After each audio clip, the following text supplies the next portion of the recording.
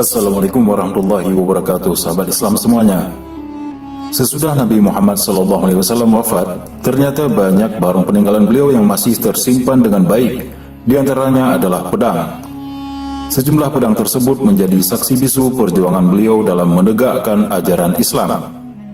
Berikut 7 pedang yang Rasulullah SAW gunakan dalam perjuangannya menegakkan agama Allah.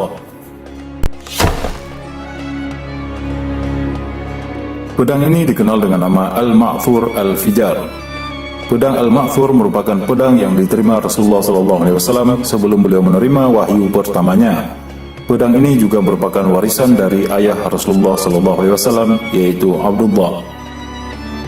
Saat berhijrah dari Mekah ke Madinah, Rasulullah SAW membawa pedang ini hingga diberikan bersama dengan peralatan perang lainnya kepada Ali bin Abi Thalib. Panjang pedang ini adalah 99 cm. Gagang pedang dilapisi dengan batu emerald dan perak. Di dekat pegangan pedang tersebut terdapat tulisan Arab dengan lafaz Abdullah bin Abdul Muttalib.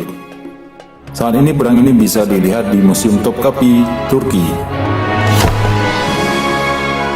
Pedang Al-Batar merupakan barang rampasan dari Banu Qaynuqa.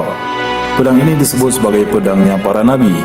Di dalam pedang ini terdapat ukiran Arab yang bertuliskan Nabi Daud alaihissalam, Nabi Sulaiman alaihissalam, Nabi Musa alaihissalam, Nabi Harun alaihissalam, Nabi Yusuf alaihissalam, Nabi Zakaria alaihissalam, Nabi Yahya alaihissalam, Nabi Isa alaihissalam, dan Nabi Muhammad SAW.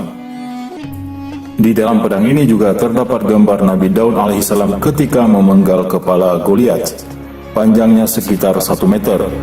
Berdasarkan referensi, dijelaskan pedang ini akan digunakan Nabi Isa alaihissalam untuk membunuh Dajjal menjelang kiamat nanti. Pedang ini merupakan barang rampasan dari Banu Qaynuqa. Awal mulanya dibuat oleh Nabi Daud alaihissalam. Bentuk dari pedang ini menyerupai pedang Al-Batar. Hanya bedanya, pedang ini lebih besar. Panjang mata pedang ini mencapai 112 cm dengan lebar 8 cm. Nabi Daud alaihissalam juga menggunakan pedang ini. Kemudian beliau mewariskannya ke suku Lewi hingga jatuh ke tangan Nabi Muhammad SAW. Pedang ini juga bisa dilihat di Museum Topkapi, Turki. Menurut riwayat, pedang ini diberikan Nabi Muhammad SAW kepada Ali bin Abi Thalib. Kemudian beliau wariskan kepada anak-anaknya. Beberapa riwayat juga melaporkan pedang ini merupakan barang rampasan yang didapat Ali bin Abi Thalib saat ia memimpin perang di Suriah. Panjangnya mencapai 97 cm dengan tulisan Zainal Abidin. Bentuk bilahnya tipis, pedang ini hampir mirip dengan tongkat. Pedang ini digunakan sebagai alat membela diri saat bepergian, tetapi tidak digunakan untuk peperangan. Di pedang ini juga terdapat lafaz syahadat.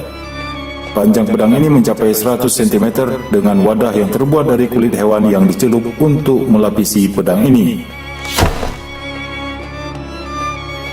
Beberapa orang menyatakan bahwa Kal-Ani merujuk pada timah atau timah putih yang ditambang dari beberapa lokasi yang berbeda. Pedang ini juga salah satu dari 3 pedang rampasan dari Banu Qaynuqa. Ada juga riwayat lain yang mengatakan bahwa pedang ini didapatkan oleh kakek Nabi Muhammad SAW, yaitu Abdul Muttalib, ketika menemukan mata air Zam-Zam untuk pertama kalinya.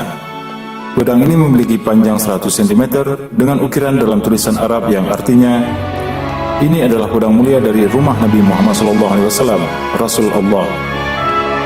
Bentuk dari pedang ini juga berbeda dengan pedang pada umumnya. Pedang ini memiliki bentuk bergelombang.